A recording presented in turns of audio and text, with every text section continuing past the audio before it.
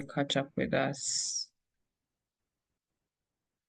Okay, so let's just start with a word of prayer.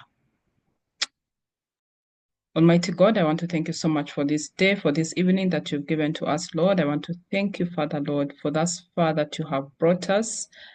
Father King, I don't take anything for granted. I give you glory, I give you praise, I give you honor. I want to commit our fifth session into your hands, Lord. I want to thank you so much for bringing us this far, not by our own strength, but yours, my King, Father, Lord. We commit this session. We pray that it will be an impactful session and that we will be able to live when we've been able to learn a thing or two. In Jesus' mighty name I've prayed. Amen and amen. Okay, I'll just share my screen in a few.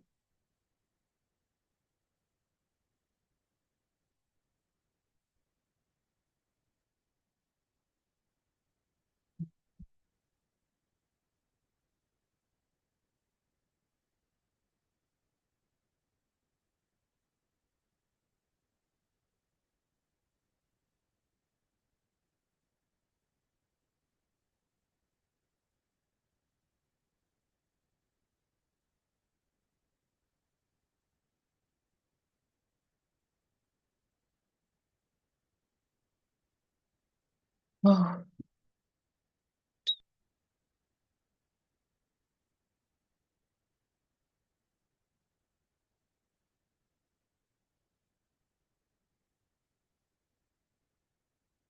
just let me know if you can see my screen.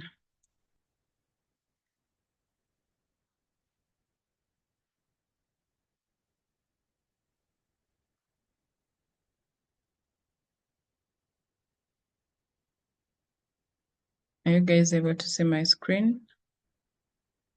Yes, we can see it. Okay, cool. Okay, cool. Just give me a minute.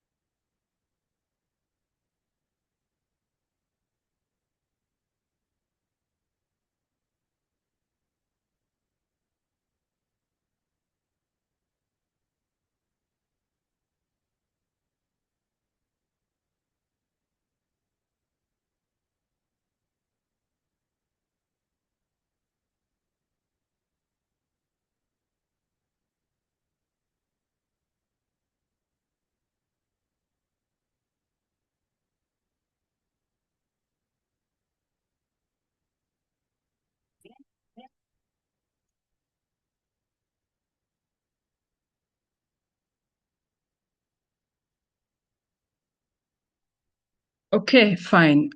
So we're going to start.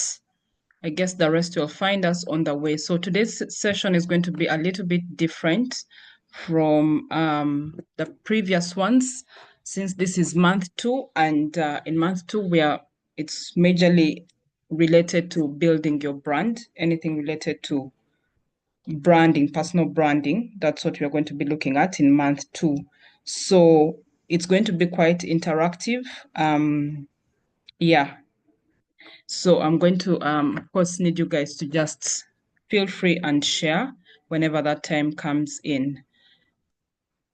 Okay, so our agenda for today, we're going to look at the importance of networking in job search, how to connect with recruiters and hiring managers, crafting outreach messages that get responses, leveraging LinkedIn groups and industry discussions, exploring portfolio careers and non-traditional networking, and then finally our action steps or our assignment for the week.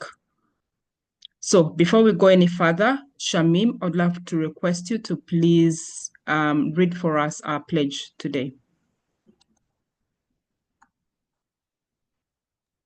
What? What? Okay. Thank you for this opportunity, Nicole.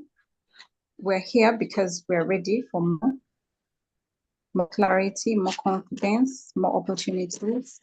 We choose to show up for myself and for this community. We will embrace challenges and as opportunities. We will replace doubt with confidence. We will take bold steps towards my future. We know that success is within my hands and I will not let fear hold me back. No more waiting, no more second guessing. We're ready to step into my potential.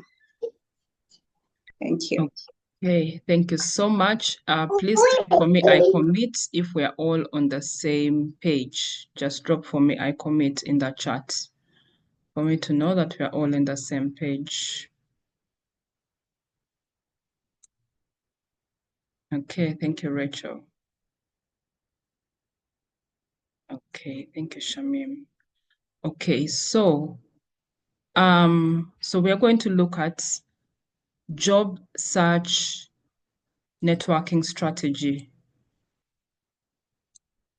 So basically, I think we looked at a little bit of networking also last month, in the previous month when we were talking about LinkedIn. And now here we are kind of course, building onto what we already learned in the previous session.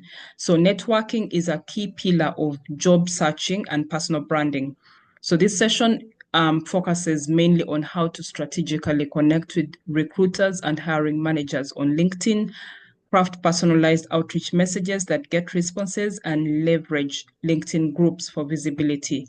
We will also explore a little bit about portfolio careers and how networking extends beyond traditional jobs. Okay, so before we proceed, we are going to look at what we call the 5 stages of your career journey. So where you are right now. So this is going to be more like an assessment, but it's also going to be more like, helping you to reflect and see where you are currently, so that way we are able to progress much better while knowing where we are right now. So we have the 5 stages of your career journey. So the first one is the explorer stage. Yeah, so this is what we call the figuring things out stage. So under this first stage, this is where you're uncertain about your career direction. You're probably exploring different fields and trying to find your passion. You may have multiple interests, but feel unsure about what's right for you.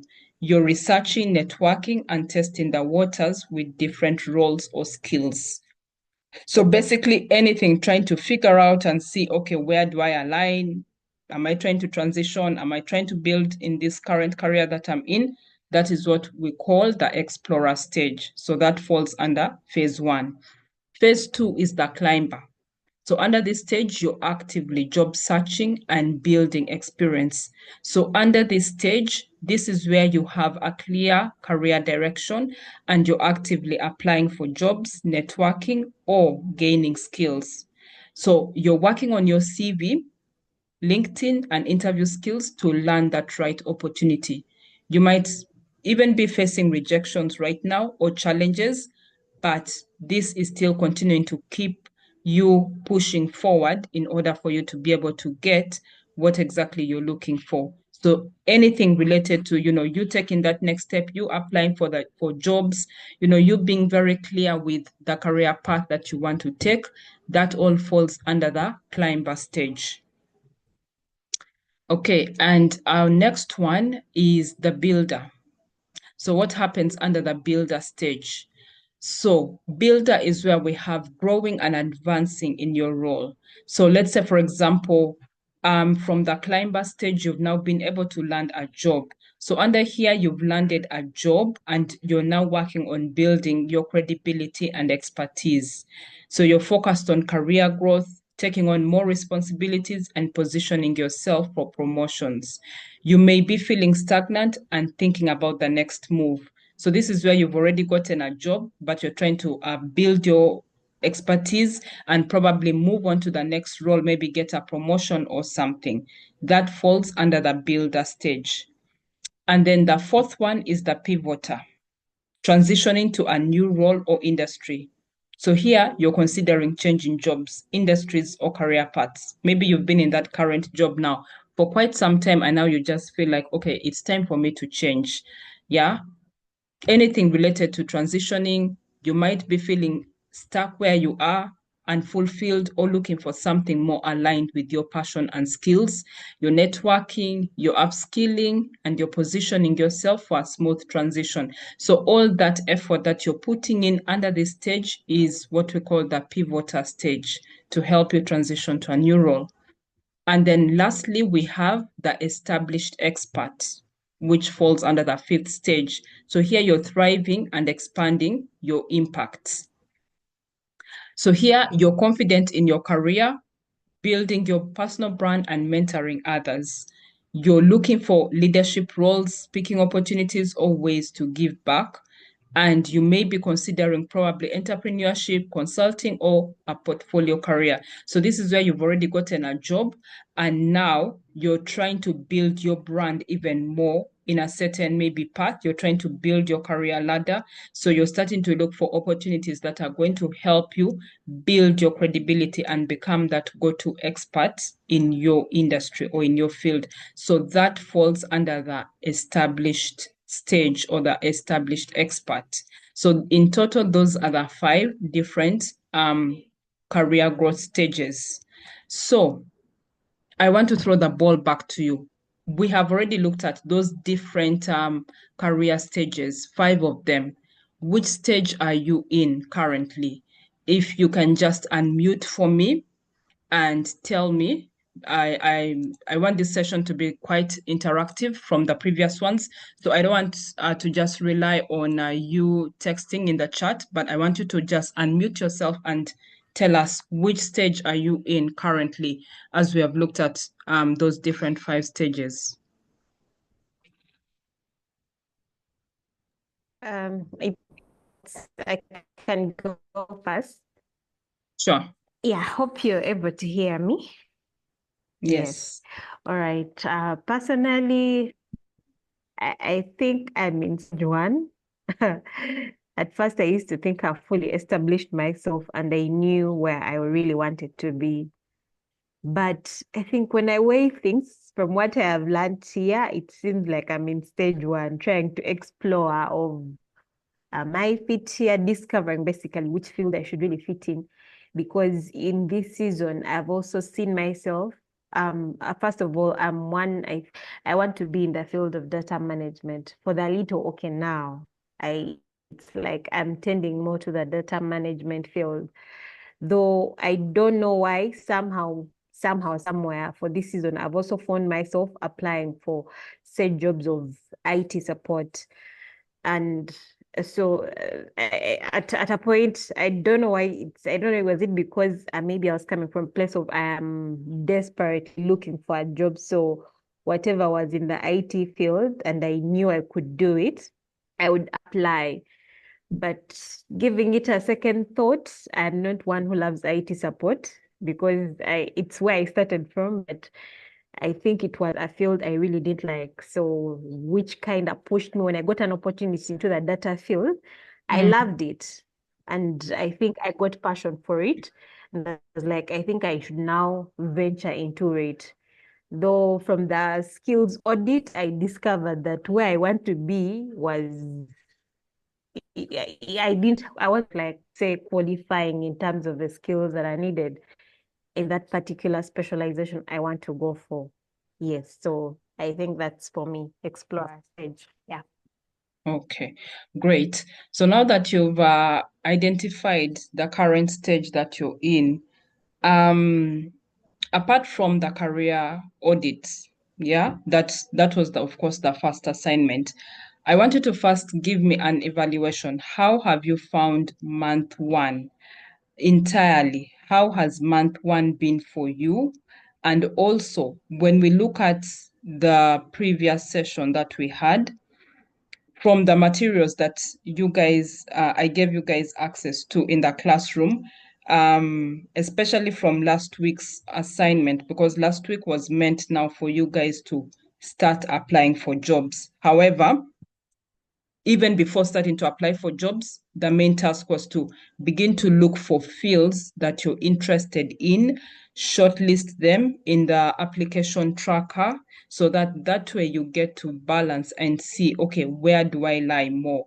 Which of my skills are more aligning, so that way, when I have my tailored applications, it starts becoming easier for me to apply. So Rachel, I'm still back to you. Give me a whole assessment. How has month one been for you in general? And how have you found last week's session? How far with that, especially with the assignment? Because I was waiting for my calendar to be booked, but I've not like really had one-on-one sessions with you guys this week so much. So I would love to get an update on that. All right. Thank you so much.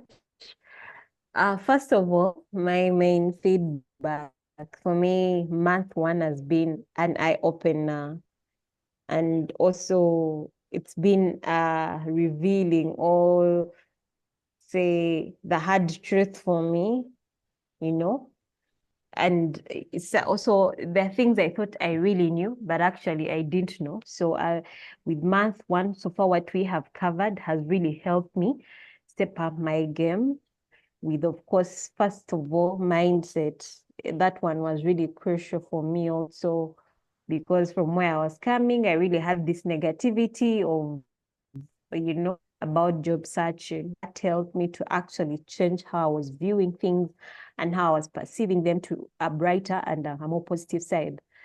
Then when we moved on to the other sessions, CV, like I had earlier mentioned, I really had an old CV from, I don't know, 2000 what, but the change really helped me to actually see, first of all, to see how I can actually minimize, because from past experience, I'd applied for a job somewhere and then they wanted a CV of, say, 3 pages with a cover letter, 4 pages actually, because they wanted the CV on 3 pages and a cover letter, which was to make the 4th page.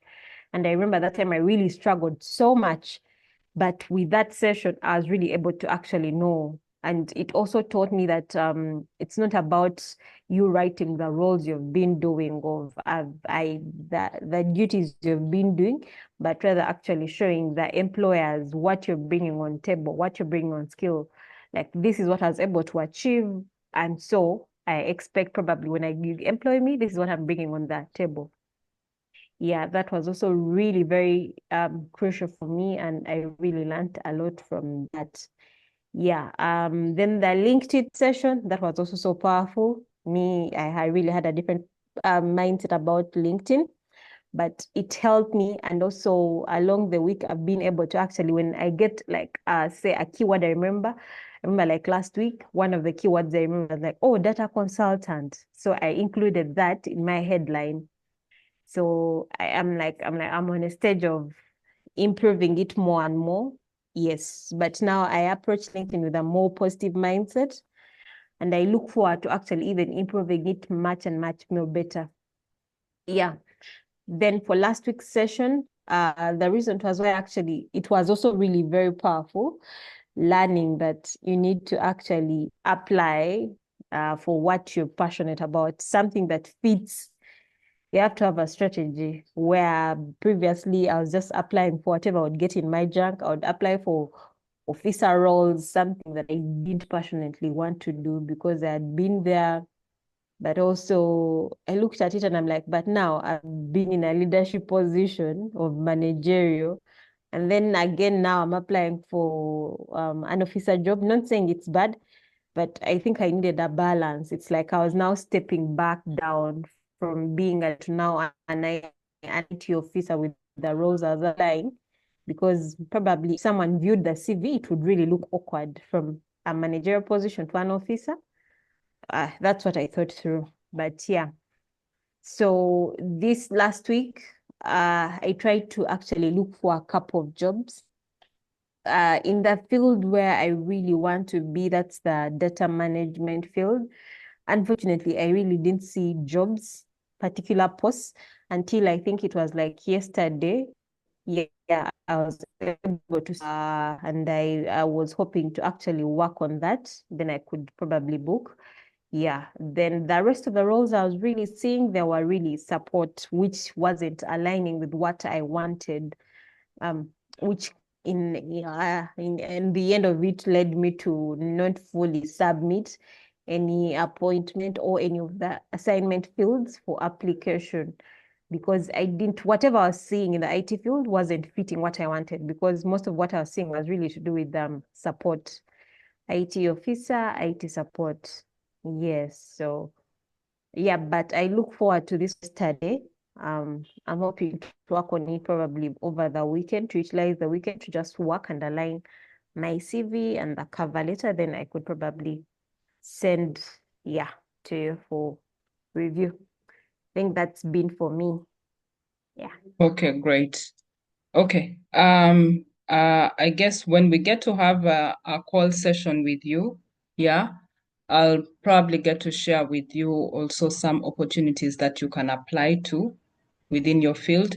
The reason why I could not send that tracker, because initially I'd planned to send it for you guys when it's already having opportunities, but because I saw, okay, you're all from different fields, and it was going to be like too much work on my side. So I was like, no, let me make it easy for them to break down and identify the kind of jobs that they're interested in, and then they can update the tracker by themselves. But thank you for sharing. I definitely will try to check out some opportunities within your field and also share them for you as well as recommendations. Okay, Rachel, thank you so much for sharing Thank that. you. You're welcome. Shamim, can we hear from you? What stage are you currently in? And just share with me also how you found month one and how last week's assignment was. How far with that?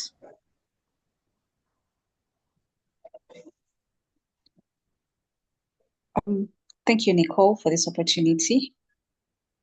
Well, I think to me, I transitioned from stage one because apparently before we started before month one, that is where I was. I always call it, like you always say, being all over the place.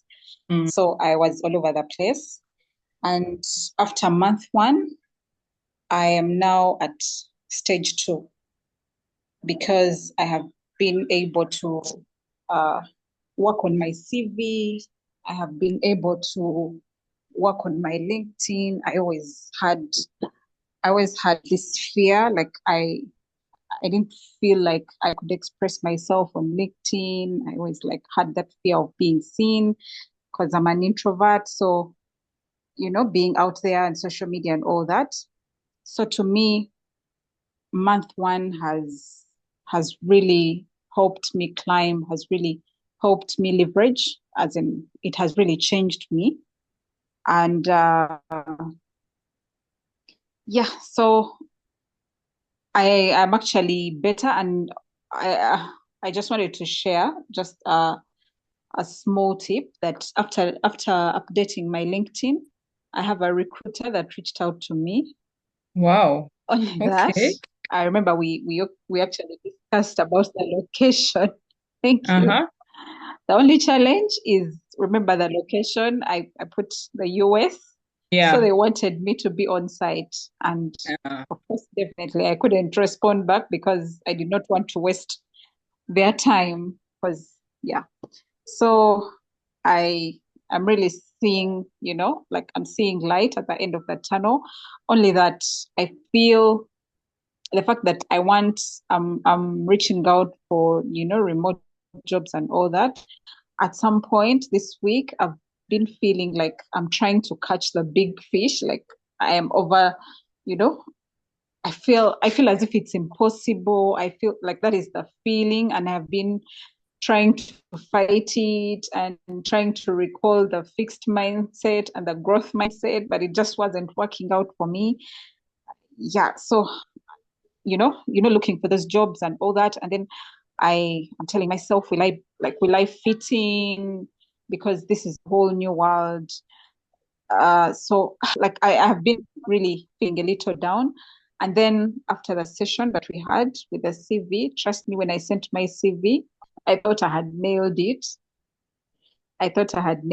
But then when we went through and you told me to change this, change that, I felt a little down because I was like, oh my God, I still have a lot to do. Like I really still have a lot to work on myself. Yeah, but I was able to, make changes here and there. I'm grateful for that. Only that it's kind of, lowered me down. But I mean, that is part of the process and that is part of learning. Yeah. So, yeah, but month one has been great because, yeah, it has helped me climb to part two. And there's great improvement. I've also been able to align myself. Remember, I was in two operations previously, so I have been able to focus on HR. And so I think now, because HR is wide, human resources is wide, so I have also been able to align myself and choose what I would really want to take in that field and what has opportunities, because the fact that I'm considering remote, so I also have to look for um, something where there are opportunities. So I decided to skill up with in recruitment and onboarding services. Yeah, so that is currently where I'm putting my focus, trying to skill and everything. So I am on part two. That's where I am. Wow. Okay. That's Yeah. amazing. So I'm grateful and I'll always be thankful. Yeah. Okay. Wow. Thank you so much. So that's it for Okay. me. Okay. Thank you so much for sharing. Like that is huge progress. Like guys, I just want to encourage us, like any win that you get, please share it in the group. Yeah. Don't die with the win yours alone. So Shamim, the fact that you even got that recruiter come in your DM, congratulations. Like that is a huge milestone. Have you ever seen a recruiter coming in your DM Thank on you. LinkedIn before? Not ever. See? I didn't So even there's know because I am new to LinkedIn. Mhm. Okay, just a minute. Because I'm new to LinkedIn, I am so careful. Like I'm like, okay, where do I go? What do I do? I don't want to press that, reply button by mistake or something. So I'm like so careful because I'm not yet used to, to the whole interface, LinkedIn interface and all that. Yeah. But yeah, thanks to you. Thanks to month one. Okay. Wow. Wow, that is huge. Congratulations. Please do share that win in the group. We definitely need that win to encourage all of us. Like I'm just so happy to hear this because at the end of the day, there's always a beginning to something, right? When you do something right from the get-go and it's not something that you're used to, obviously it's going to take you time to adjust. But the more you keep doing it, yeah, you get better and better as day goes by. And the fact that you've been able to receive a message from a recruiter, that already shows you that there's potential.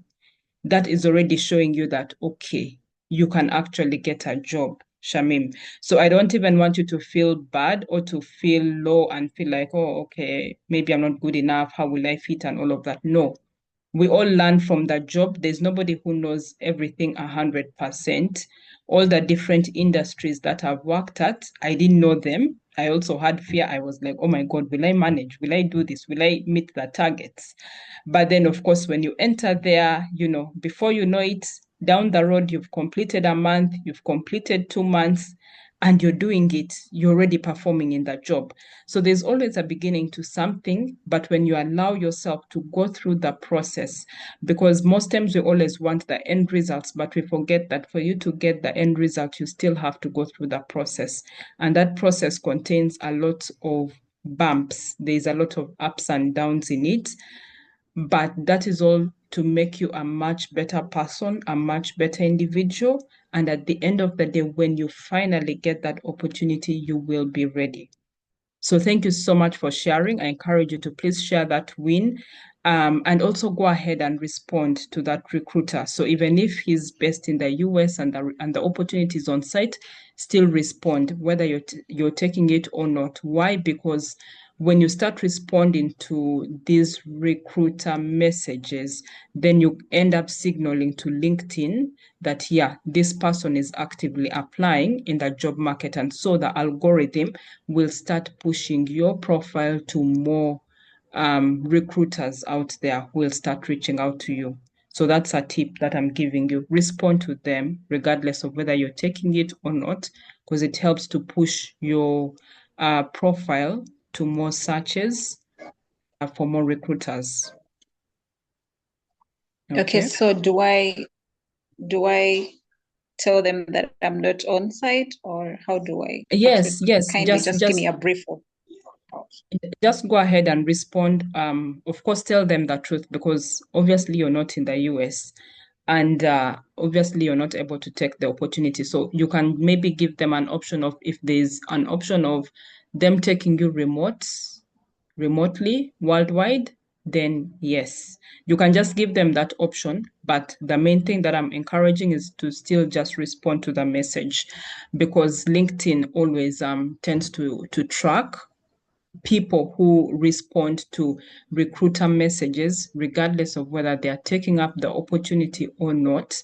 And those are the profiles that they tend to start pushing more in within the algorithm searches, compared to those that receive messages from recruiters and then just ignore them.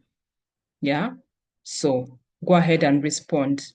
Tell them the truth. You're not based in the US, but if there's an option for remote worldwide, then you're open to it. Just that is very good. Because by responding, either way, it helps you to build, it helps you to build a connection with the person. So go ahead and respond. Till this day, I cannot tell you, I also still keep getting a lot of recruitment DMs, recruiter DMs, in my inbox, and previously I even got a recruiter reach out to me from Emirates in Dubai looking for a recruiter. Yeah, but of course they needed someone obviously based in Dubai. I'm not in Dubai right now. So I still responded to her, and since then we have been connecting, and she always keeps me in the loop in case of anything. So connect with them. That's how you're able to build that relationship. Yeah. Okay, Brian, thank you so much. It's nice to have you here again. I don't know if you were able to catch us. We were talking about the different stages. So far, we have shared 5 different stages, career stages. So if you just joined us when we had previously finished it, you can let me know and I can repeat it. Otherwise, if not, maybe you can also share from your side what stage you're currently at. Hi guys. Nice to be with you guys again. Actually, I came in early. I came when you were explaining the 5 stages, so I actually got them. Okay. I was only that my internet was a bit flaky. It's off and on. It's a bit unstable. Okay. Trying to follow. Listening to Rachel talk. I also had Shamim talk. Congratulations on being contacted by the recruiter. Yeah. Thank you. So on mine, well, I feel like I am on the climber level. That's level 2. Level 2. The climber, someone who knows what they want. Yes, someone who knows what they want. Just like Shamim, I started out in IT tech support. Then I transferred from IT tech support. I fell in love with IT networks, and I know that is where I want to do the bulk of my career, IT networks, then also transition into IT security because they correlate, networks and IT security. They correlate. So eventually get into IT security and also maybe do some data science, because when you include data science and IT security, it is a match made in heaven. It is a very, I don't know what to use. It's a very, I've been trying to research about it, and it's a very um it's something people always look for, in Okay. the cybersecurity field. If you put IT security and data science together, something that is hot right now. So I know my career path. I know the career path I want to take. I already see myself down the road and the skills that I have to gain. But of course, gaining those skills also, you have to have some financial basis and things like that. But I'm in the process of gaining some of those skills. Like I said, I started in IT support. Now, from IT support, I was transitioning into IT networks. So gaining the skills of IT networks, and I want to establish myself in IT networks. And after IT networks, then I establish myself in cybersecurity, like that in that order. So that is the climber. So of course, I'm working on my CV and my LinkedIn interview skills and things like that. In fact, I think it was last week, they called me for an aptitude test. Wow. It was a hot one. It was a hot one, but we wait. We thank God for the best. So yes, but of course, also I've also been getting a lot of. Okay, I don't want to say I've been getting rejections. Let me just say, the people, some people have been missing out on my services, if I might put it like that, because I've been putting out I've been putting out a lot of CVs. I've been filling in a lot of applications based on the Catalyst method. Of Okay. course, sometimes they go away, sometimes yes.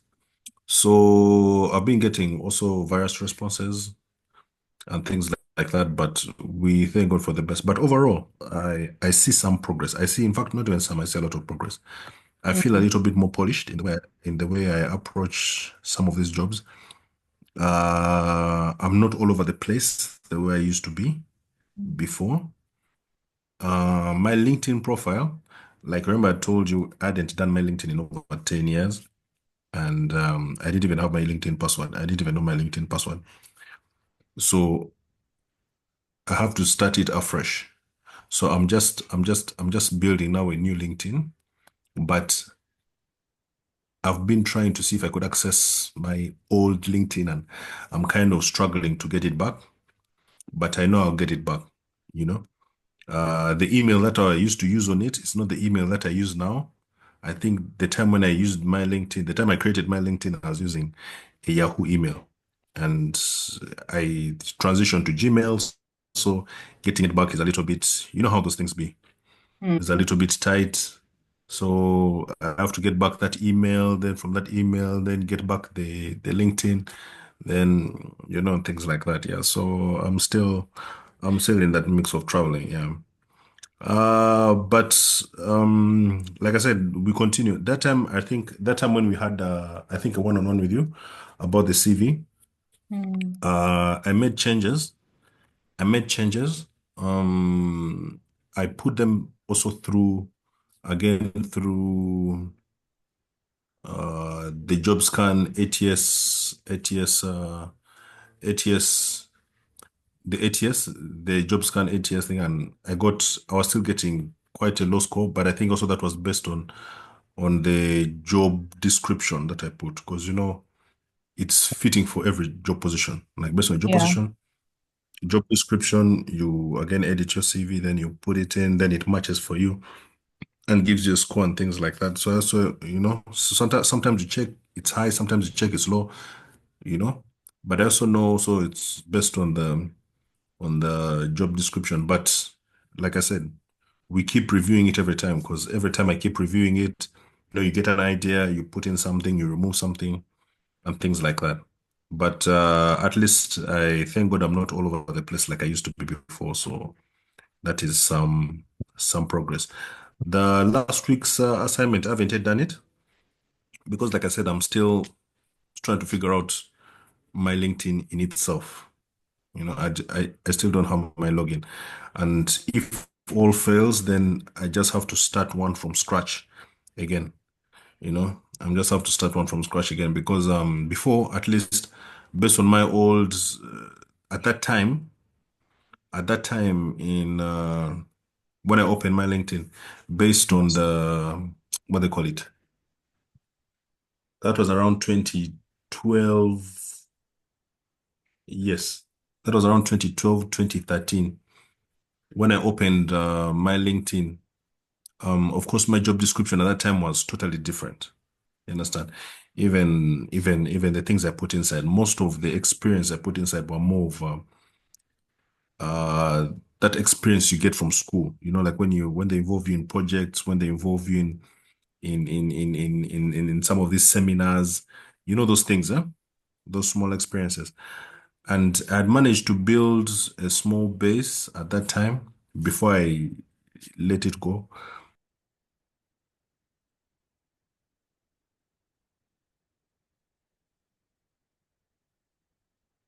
I think connection issues. Okay. Hello? Yes, we can hear you. Sorry, I think I'd gone off, eh? Yeah. Yeah, my network is a bit fishy. Anyway, like I was saying, so at that time I was getting a different, if I may say, I was connecting to different people, I was connecting to different people. But now also the mindset that I have now is not the mindset that I had that time. So it was in my mind that I changed everything again. But so, like I said, it's now I'm still trying to recover my old profile. If I manage to get it, then I'll edit it according to how you had instructed us to. If not, then I might just have to create a new one from scratch using probably this new email. Yeah. Okay. Okay, great. I think the advice I would give for now, since you're not able to get your previous email, like the previous account, I think I would advise you to go ahead and create a new one. Go ahead and create a new one.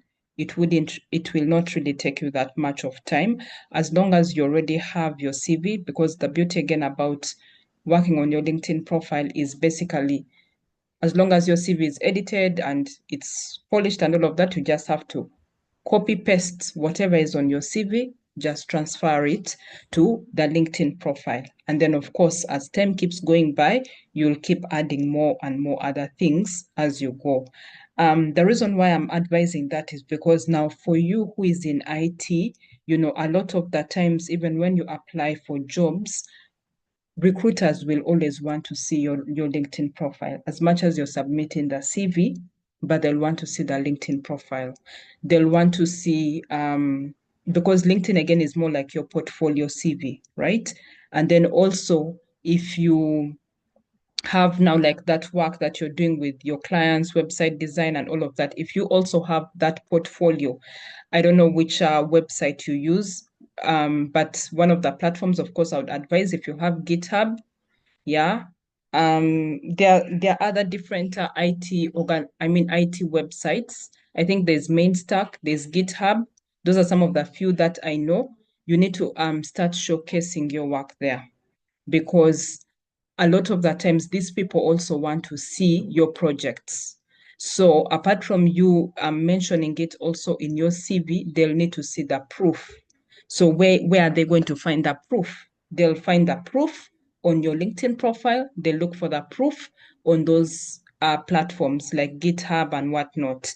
So even when you have that portfolio, the same way you put your LinkedIn URL on your CV, you're also going to need to put that that portfolio URL as well on your CV, so that way the recruiter or the hiring manager goes and still checks you out in those platforms and gets to know and understand more about your work. So that goes, just beyond you having the CV alone. So it also goes far as, helping you to be able to stand out and showcasing your technical expertise.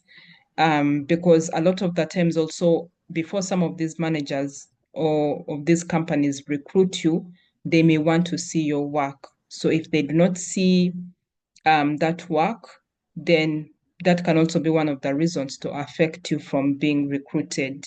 And the same thing also applies to you, Rachel, because you're part of that IT or engineering database kind of work. I don't know if you have anything practical. Do you have like a portfolio where you've done, some of your work practically? Honestly, no. I No. haven't used GitHub in, I don't know. I last used it when I was studying, but that was the end. I've never really used it. I even don't know how it works, sorry to say. Yeah. Mm. So now those are things that you need to start familiarizing yourself, because those are things in your field. Brian, what about you? Do you have like a GitHub account or any other tech stack account where you have a portfolio of your work?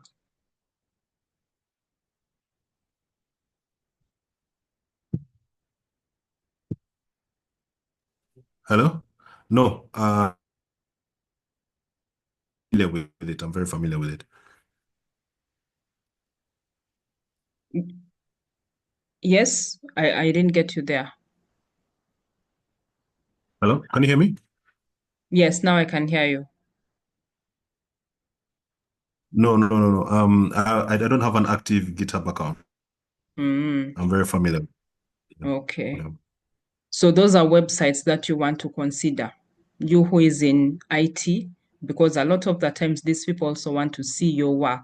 They want to see the proof behind just the CV.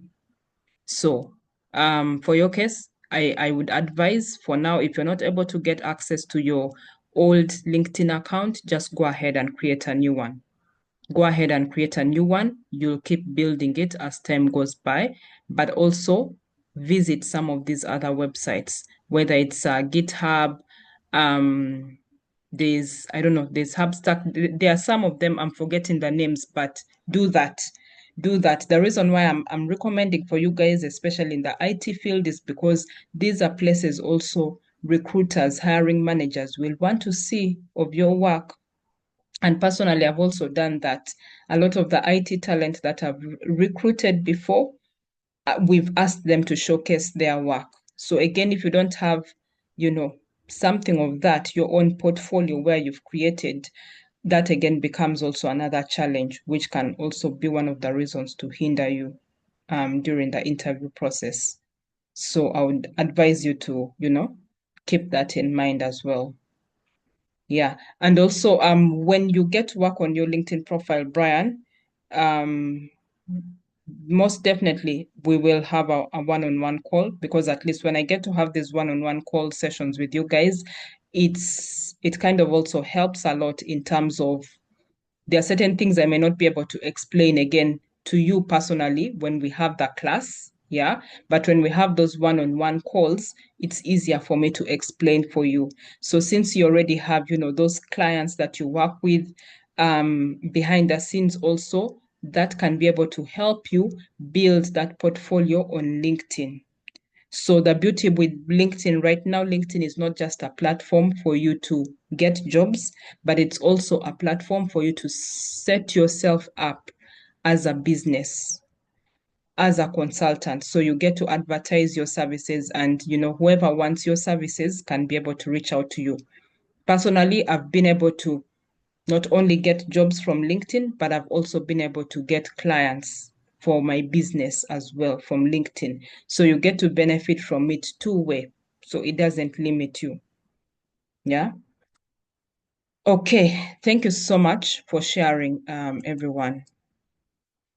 So as we proceed from these stages, we're going to be looking at why networking is crucial for job searching. So, as we all know, the hidden job market, so many jobs are filled through networking before they are even advertised. So a lot of the times, apart from just you applying for jobs, one of the other key things that you need to start integrating in your job search strategy is networking, which we have already also talked about in the previous LinkedIn session. So one of them is referrals. When you start networking, you become referable. People start to refer you for opportunities. So through referrals, you're more likely to land an interview through a referral than only depending on applying to jobs alone. I'm telling you, there are some connections that I've built on LinkedIn, and whenever anything comes up, I get surprised when I find people referring me for those opportunities, even people whom I've never worked with before. You'll just find someone typing my name somewhere, like there's someone who typed my name on someone's post. That person was looking for a recruiter in Egypt, and the person tagged my name there as a referral. And then they checked out my LinkedIn profile and they reached out to me. We had an interview. That was somewhere last year. How would I have known about that opportunity? I didn't even know about it. I was not aware about the organization, but they reached out. Why? Because my name was referred. So if you are not networking, it becomes hard for people to refer you. So when you get to network and genuinely network, build these connections, then that is when those referrals begin to come through for you. The other thing is that it expands career opportunities. So when you start networking with people, this helps you stay connected in your industry to keep you updated on new roles and trends that are happening in your industry. Guys, do not just make the mistake of wanting to get that next job, but not being updated about what is even happening in your industry. Be aware, be updated, of what is happening in your industry. And one of the ways you can be able to know that is by networking with people in your field, in your industry. Because the more informed you become and the more aware you become about your industry, this is going to go a long way in helping you tomorrow when you get an interview, because some of these questions, especially related to current trends, some of those interview questions are based on what is happening within your industry. So if you're not aware of maybe some of the latest tools that are being incorporated in your industry, some of the changes, some of the shifts that are happening, then it's going to be difficult for you tomorrow to position yourself properly for that interview. So how are you going to win that job, right? Because applying for it is one thing, but also getting shortlisted for it and attending the interview is another. So that becomes a huge determinant to enable you either to get that job or not to get it. So start engaging, connect with people within your industry. LinkedIn gives you that opportunity to connect with people within your industry. And the beauty about LinkedIn also is that you can even go ahead and even search for alumni. Maybe you studied with them in the same school. Maybe you worked with them previously in the same organization. Connect with those old people, because they may be knowing a thing or two and they're ahead of you. And that's how you're going to be able to learn some of these things. But when you remain caged within your box, then it's going to become so difficult for you to maneuver some of these things. And then the other is that it boosts your credibility. So building relationships with industry professionals establishes your reputation, because again, as we mentioned, we're not just trying to get jobs, but we are trying to build careers in whatever it is that we are doing. And there's no way you're going to build your credibility if you're not, if your career path is not clear. But when your career path becomes clear, it's going to help you boost your credibility. It's going to help you become referable, and it's also going to help expand your career options, because you're going to get to know more of what is happening within your industry and all the different opportunities that are within your industry. So the key takeaway here is networking is not just about finding a job. It's about building long-term relationships. One thing that I discourage a lot, whether it is online or offline, is do not approach networking with the mindset of what can I get from this person. That is one mistake that a lot of people make, and they miss out on it.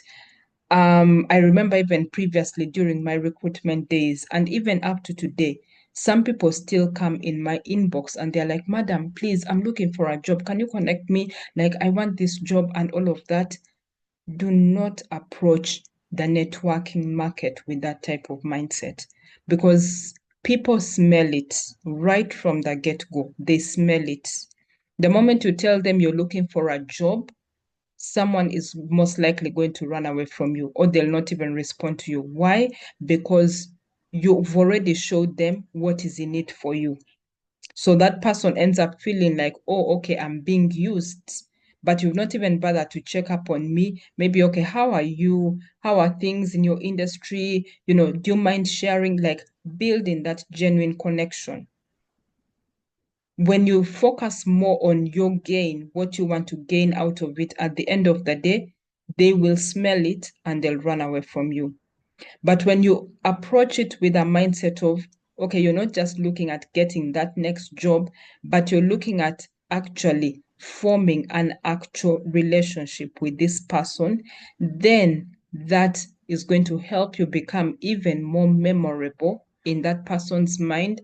And tomorrow, should any opportunity come up, you're most likely to be considered for that. So one of the key things that you need to know, even as we are competing for these jobs, both locally and internationally, a lot of the times, almost, let me say, 70% of it, if you genuinely build connections, opportunities will open up for you, even without you looking for them. So do not approach the job market with the mindset of, oh my God, I'm so desperate. Like, when am I getting that next job? I need to get the next job. What, and you reach out to someone with, oh, I just want a job. Are there any vacancies? What? That means it's all about you, which is more or less like the profile, the personal profile in your CV that I discouraged you guys from, or objective statement. It's all about, I'm looking for the next job. I'm looking to grow in an organization which is going to help me build A, B, C, D, and all of that. When you approach the networking market with that kind of mindset, which is the same as you writing it on your CV, that is a huge red flag, and a lot of these opportunities are going to run away from you. But when you turn this CV more into a magnet of showing that you're a problem solver, translating your experiences to solving their pain points, when you translate your networking experience to showing them that you genuinely want to build that connection, you genuinely want to build that relationship, that friendship, that is how opportunities are going to start coming up for you.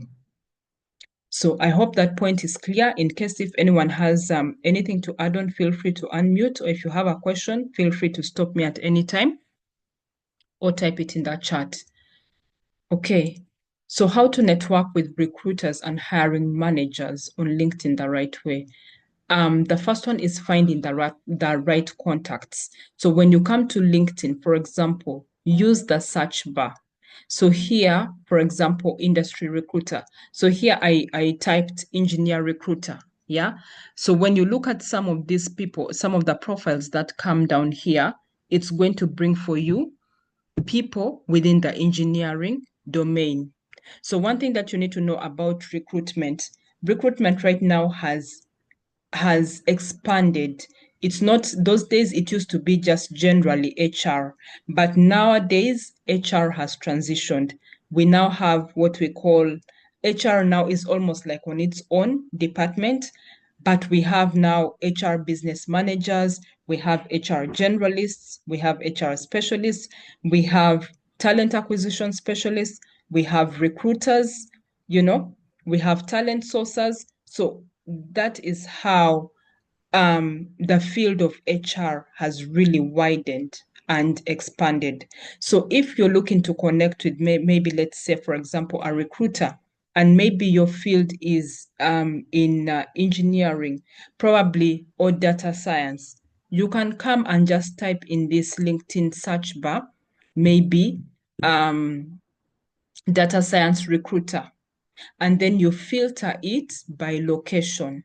So under location, you can type whether it is Kampala, Uganda, or Kenya, US, whatever location it is that you're looking for, it's going to bring you the results down here. So now you can start to check out these people.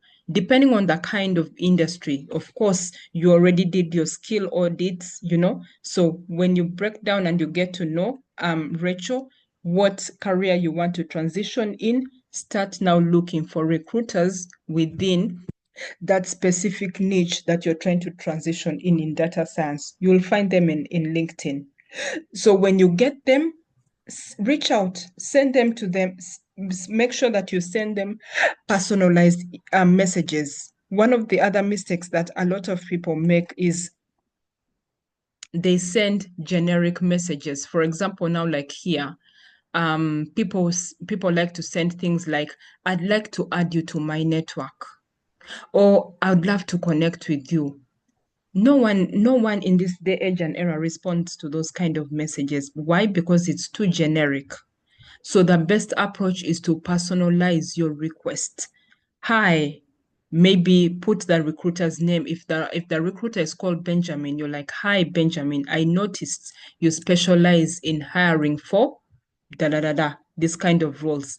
Whether your industry, of course, is data science, you can say hiring for data science roles at company X, the name of the company that the person is recruiting for. I'm currently exploring opportunities in this field and would love to connect. Looking forward to staying in touch. When you send that kind of message, it's more personalized than the everyday just, I'd love to add you to my network, and that's it.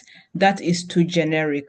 So of course, you guys already have access to the LinkedIn content template guide, which is already there in the classroom. It already has those different kind of templates for you to send to recruiters on LinkedIn.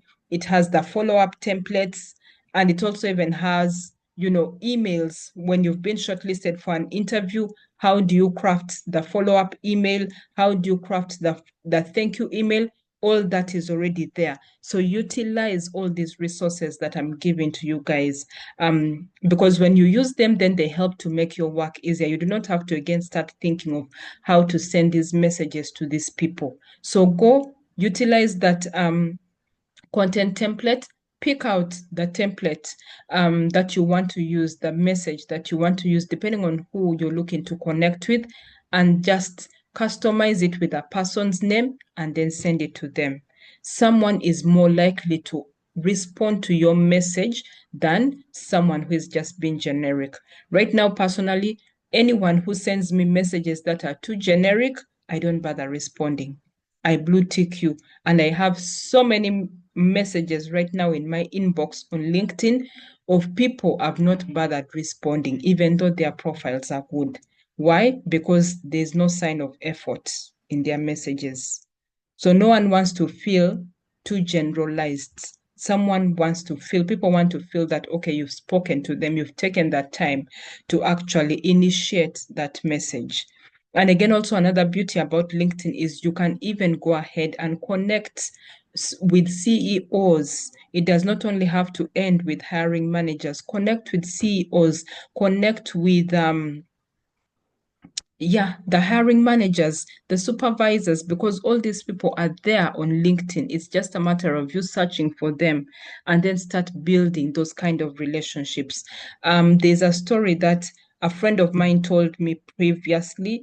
When he started connecting with people on LinkedIn, one of the things that he did was to start connecting with CEOs. So apart from recruiters, because again, at the end of the day, recruiters are not the owners of the company. And so they do not make the final last decision in terms of deciding whether to hire you or not.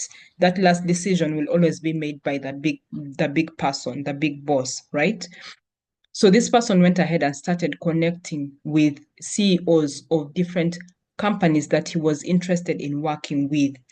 And what happened? One of them actually reached out and was like, "Oh, thank you so much for your message. Like, I didn't expect such a message." And, he made that message very personalized. And he also went ahead and did research. So you can even be more creative. You go ahead and do research on that CEO's organization.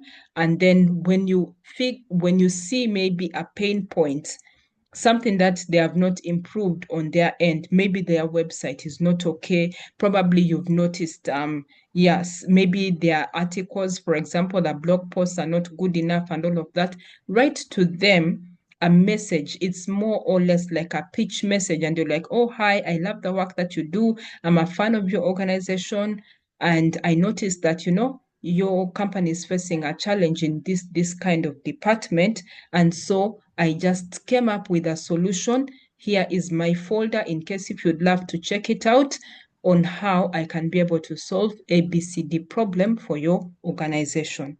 Trust you me, that guy got a response. The CEO invited him for an interview, and he was like, "Okay, I didn't even notice that we actually had this issue. But now that you've reached out to me, like you were so bold enough because nobody has done this before, we didn't even have this position, but because of you, we are now going to create this job." And just like that, the guy was given the offer. Out of nothing, imagine, they had to now create a job now with him in mind, just because he took that step.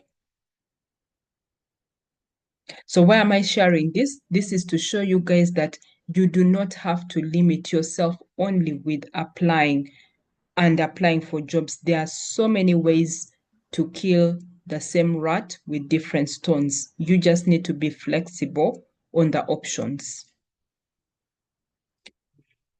Okay.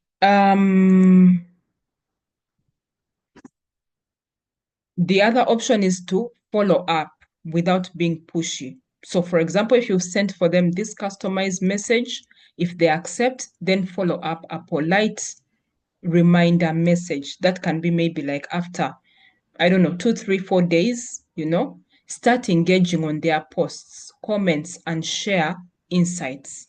Now, this not only works with jobs, I mean, with recruiters, CEOs, but also go ahead and even comment, engage with your organizations, your favorite organizations, your dream organizations that you'd want to work with. Go ahead and start engaging with their posts. Comment on them, because sometimes right now LinkedIn, because it keeps updating itself. Yeah. And one of the features now that they introduced, I think they introduced it like last year, when you start engaging on some of these companies' posts on LinkedIn, that your post, your comment on their posts signals or notifies the company that this person is interested in their company. And so when they get that notification, they're going to go and check you out. They're going to go and check out your profile. When they like what they see and they're like, "Oh, okay, this person is a potential fit," they can go ahead and reach out to you with an offer or an interview, whatever it is. But that's a feature that has been introduced now on LinkedIn last year. But there's no way you're going to know these things if you do not start doing them. So they don't need to put you on too much pressure, but just start slowly by slowly. Every step, every progress is already a step forward to taking you to where you want to be.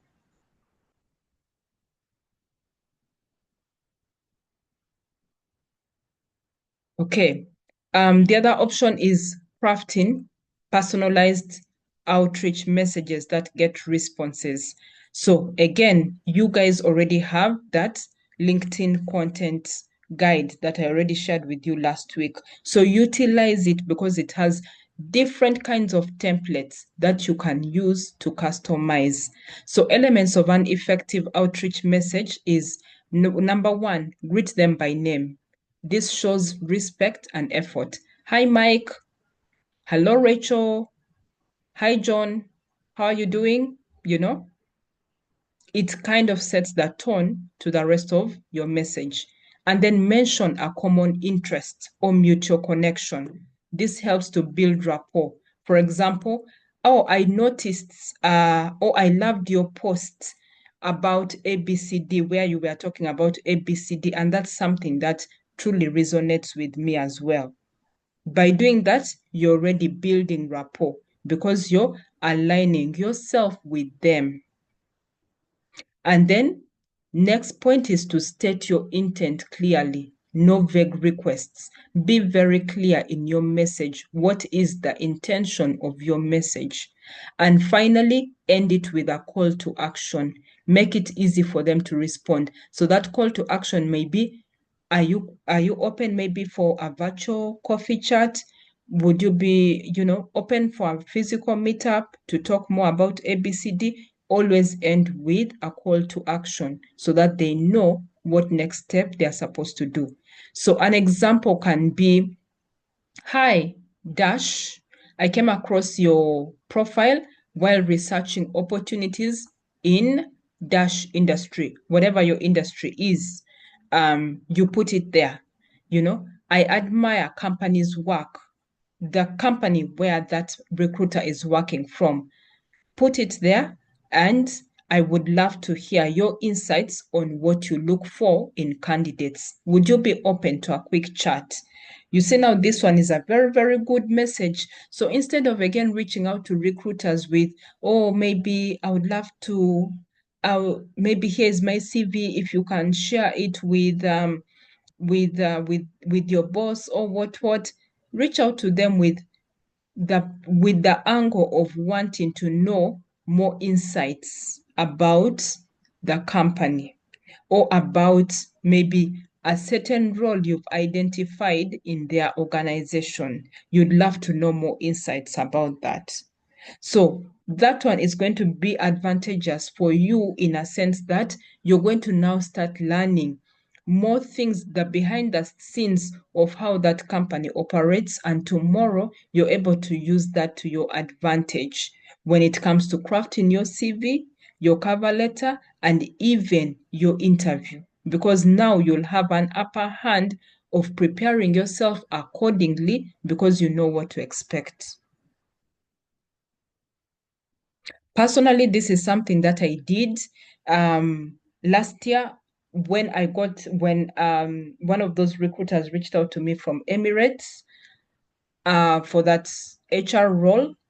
Yeah, I looked at the job description and I saw, oh, okay, it looked quite heavy. So what I did, I went to the company's website and I searched for other recruiters working in Emirates, especially for that same position that they were shortlisting me for, that they were trying to consider me for. And I reached out to one of them and I was like, oh, hi, my name is so and so. I came across your profile. I love the work that you do. I would love to get to know more insights or know more of your experience or any tips that you can share concerning your current role as an HR business partner in Emirates. I would be open to a quick chat with you if that's okay, or I would love to have an open quick chat. 80% of the people that have sent this kind of message have always gotten back to me. I could even show you guys right now, but it will take me some time to start scrolling through my inbox. But those messages, I have them in my inbox. 80% of them always respond to me and give me tips.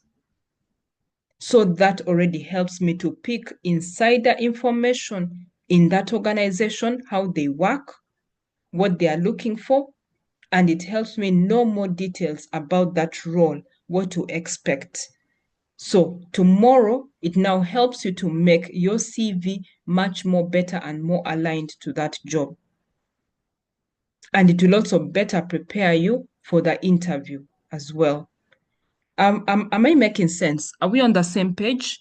Does anyone have any question here, or are we all good?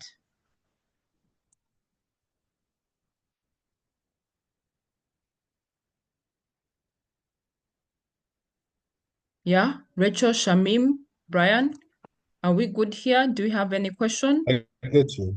Yeah. No, not yet. Okay. We are clear? Okay. Yes. The other part of networking is to leverage LinkedIn groups and industry discussions for visibility.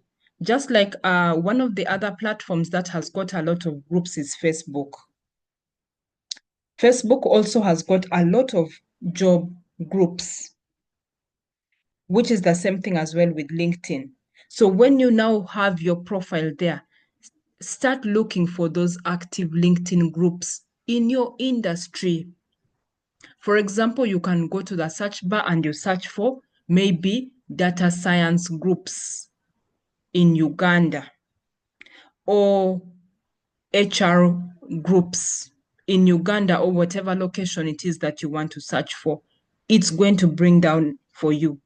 So when you find those groups, peruse through them and see the ones that you're interested in joining. Join them. Some of them, of course, the admin will have to approve you first. Others, you can just automatically click on the join button and you've joined, whichever. So the reason why you want to do this is because groups go a long way in helping you find other people within your industry.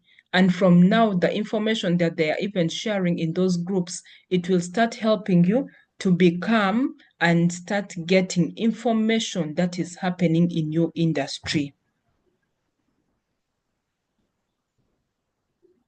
Apart from that, a lot of jobs are also still shared in these groups. So some of these jobs, you may not even maybe have access to them on normal job boards. But when you join these groups, they are advertised there. So that again gives you an edge to apply for those groups, for those jobs, because they have been shared in the groups. And again, also, it gives you the chance, some of them can give you a chance to even post and mention maybe, I'm looking for this type of roles in this type of industry, this type of positions, maybe with this type of companies. In case if anyone knows anything or has any leads, please feel free to contact me or to reach out to me. And you'll find people starting to reach out to you. People will reach out to you. People will start viewing your LinkedIn profile and they'll DM you if they have those leads. So that is the beauty about these groups. And so when you start to engage also, being active in those groups, engage by commenting and posting, share your own insights, answer people's questions, connect with group members, use their shared membership for networking, stay consistent. This is going to help you build credibility in those groups. And tomorrow, some of the people in those groups are even people who will refer you to other opportunities that you may not have been aware of. So our key takeaway here is active participation in discussions boosts your visibility for opportunities.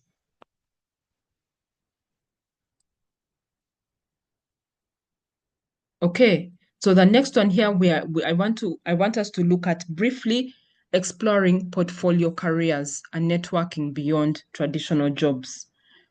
So, what is a portfolio career? A portfolio career is basically a career that includes multiple sources of income. This can be through freelancing, it can be consulting, it can be coaching. That is what we mean by a portfolio career. If you remember from the first session that we had about mindset, if there's one thing that I emphasized on, even Shamim mentioned it, is that we are not in the business of just getting jobs, but we are in the business of building careers. So we are going beyond traditional jobs and we are trying to build careers. One advantage of you building a career is that it creates for you multiple streams of income.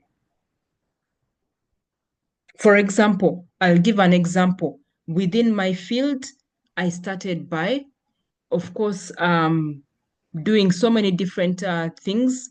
But when I joined HR domain, I now started building my career in that industry. And now from HR I transitioned to talent acquisition. I later advanced to being a technical recruiter who is handling strictly IT people. Even without an IT background myself, I started recruiting IT professionals, and now I've been able to transition into consulting and coaching, just like what I'm doing with you guys right now. I'm coaching you. So I've been able to transition my career of recruitment to coaching. The same skills that I'm having in my recruitment role, I'm transitioning them to coaching, because now it's what I'm bringing for you guys, the behind the scenes of coaching, of recruitment through coaching. Consulting, just last week, I got an email from UNHCR reaching out to me for consulting, and they also want me to start coaching their employees. So that is the power of a portfolio career, because it expands your sources of income. It expands your opportunities. Before you know it, tomorrow people will even start reaching out to you, maybe for conferences, probably for speaking engagements. Because even within my field of HR, I never thought I would be invited somewhere as a speaker, and I've done that.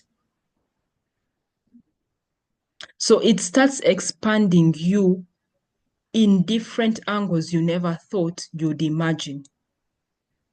But that is the beauty about it, because now you're building that expertise and you're becoming known for something. And so it becomes easier for you to transition to doing some of these other things on the side, compared to when you don't really have a clear direction and you're just looking for that next job.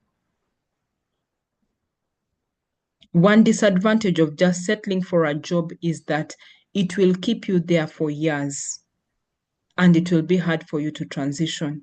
It will be hard for you to transform it to what you want it to become. I see a lot of people in organizations who have been like I have people that I know who have been working in the bank for over 15 years, and someone has not been able to transition.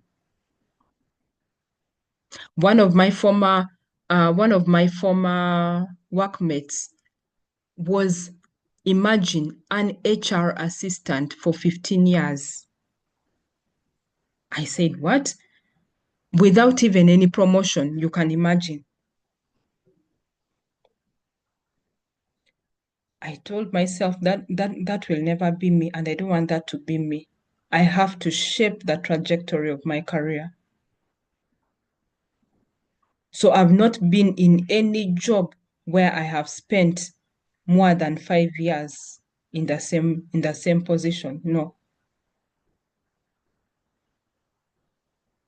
So when you approach this job market thing with that mindset of building your portfolio career, building your career trajectory, it starts advancing you in these different angles. So even tomorrow, when you now join the workforce, you're not just going to settle to where you are, because when you just want a job, it just makes you settle. And before you know it, you find yourself in the same position for 10 years without any advancement, without any promotion. And then you start getting depressed. You start feeling like the world is against you or what. But it's not the world, it's you. Because you're failing to transition yourself. You're failing to make yourself marketable. The reason why we are having these coaching sessions with you guys is I'm equipping you with all this information for you to know that you are in charge of your career. You have the power to be what you want. You have the power to push it in that direction that you want it to move. But that will not happen if you're still stuck on doing some of these things the old way. You'll remain stuck there for long. But when you adapt to these things, when you have that open mindset, you begin to develop that picture as to where you want to go, as to what kind of career you want to build. That's how these different doors will start opening up for you. The most important thing that you can do for yourself right now is to reward yourself with that knowledge and know that tomorrow, even if I lose a job, I can still be able to get another job. Being unemployed should not be something to scare you. I left my job in 2023. I've been unemployed since 2023. But I can tell you, within that time frame of 2023 to now, because now I've made a year since I left, I've been able to have not less than 3 offers. So me right now, unemployment does not scare me, even if I don't have money in the account.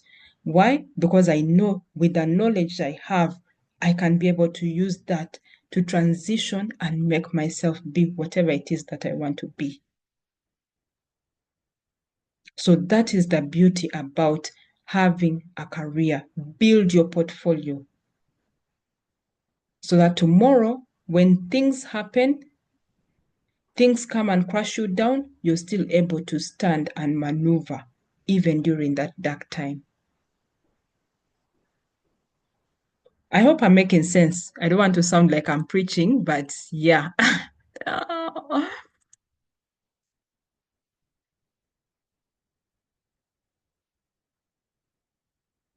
Okay, so the next part is how to network in a portfolio career. One of them is to join freelancing or consulting communities. The other is to engage with potential clients on LinkedIn and industry forums. Showcase your expertise through content that can be articles, videos, blogs, whatever it is, GitHub for IT people. That is one way for you to showcase your expertise. Attend networking events and webinars to connect with industry professionals. So these are all ways to expand you and to help you be able to become hireable, not only by relying on just applying for jobs full time. So our key takeaway here is networking for portfolio careers is quite different and diverse when you focus on building your brand, your skills, your networks, and showcasing your skills. All these different opportunities start coming to you in all these different angles.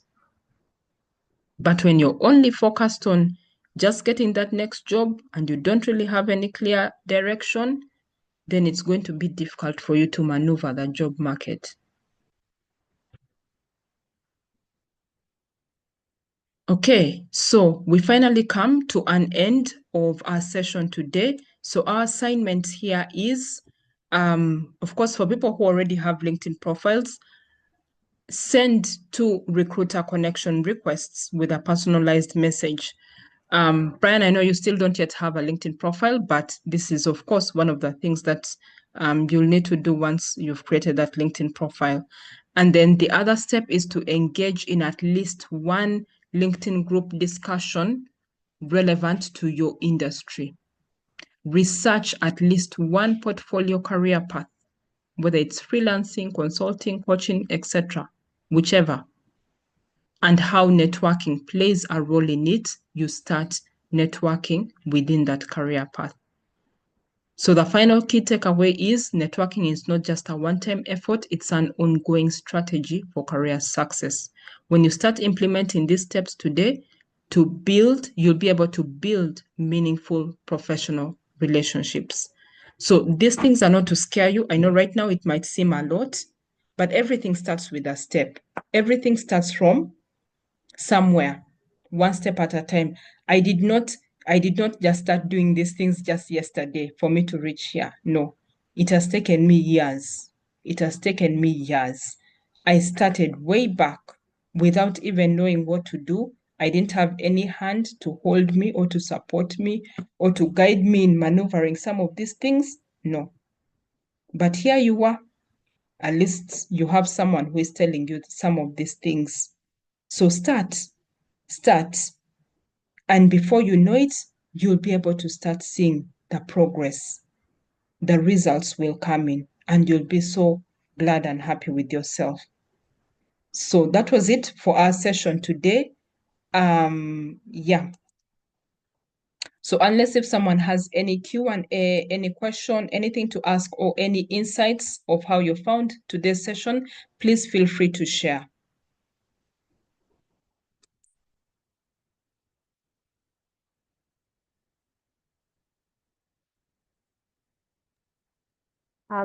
Thank you so much, Nicole, for today's session.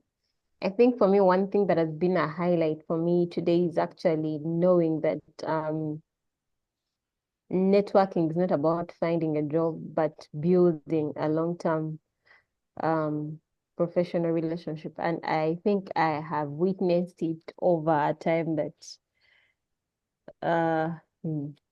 someone actually reached out. That was last week, but this wasn't for a job actually. But when I updated the headline, that assignment we did, so someone actually reached out, and we hadn't been in touch for a long time, but this person reached out. And I think it was also after I had posted, and they reached out and they're like, "Oh, hi, Harriet." I'm like, "I'm okay." So they're like, "Could you please let me know of in case of any opportunities, please let me know." Of course, at first I didn't know what to reply. So now that you're talking about it, it now makes sense. And I'm like, okay, this now makes sense that networking isn't about, you shouldn't reach out to someone simply because you're looking out for, you want this, or you're kind of showing of you're desperate, you want a job, but actually look forward to having a long-term relationship that probably at the end of the day, or at the end of the year, or at the end of the month could actually bring in an opportunity without you even asking and, saying someone, "Oh, you need this," or something of that kind, but rather selling yourself that, I'm interested in this. So yeah, that's been my biggest highlight for today. Thanks. Wow. Thank you so much for sharing, Rachel. Anything from you, Shamim?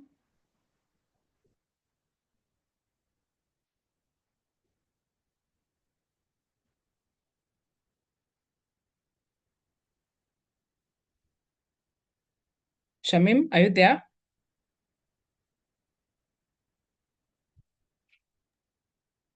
Oh, yes, I'm there. Okay. Well, nothing really in particular, but it's just about improving myself and how to engage with the people. It's not just about like like just a simple chat, but it has to be the professional way. Yeah, so that would be my key takeaway for today. Thank you. Okay, great. Thank you so much, Shamim and Rachel. I think Brian dropped off, network issues. So thank you so much for attending today. So next week, we are not going to have a class. Next week, Friday, we will not have a class. It will be off. Unfortunately, I'm not going to be around, so we will be able to catch up the other week. Yeah. However, my calendar, of course, is still open. So if you're able to book me, try to book me between Monday to Wednesday, because I've limited my calendar to that time frame. Because from Thursday onwards, I'll be traveling somewhere. So Friday, I'll not be around for next week's session. So we will resume it the other week. So yeah, so whatever pending tasks that you need to do, just try and utilize and see how you can be able to finish them, and try to book me between Monday to Wednesday. Yeah, I'll be able to give you some time and review your things. Whenever you need feedback, I will be able to share it, because of course there are some things, obviously I'm not going to be able to share everything during the class, obviously, with you guys. But then when I get to review your work and I get to have those one-on-one sessions with you, then that's when I'm able to share more information and give you more support as well during that time. So please, I encourage us, at least I'm happy, Shamim, you've definitely really taken up that opportunity and you've been utilizing the one-on-ones a lot. So I would definitely love to encourage you, Rachel, Brian, of course, who has dropped off, and all the other members to utilize the one-on-one sessions. The reason why I shared that calendar is for you to book according to your time frame, because I don't want to just come and then I start again chasing you guys or calling you and I'm like, okay, so when do you think you're free or what, that is a lot of time on my side, which also I don't have. But then when you go ahead and book, then it helps you know, oh, okay, this person has booked me for this day. So it kind of helps me align myself also with my schedule, and I'm able to provide some time for me to spare for you for that session. Yeah.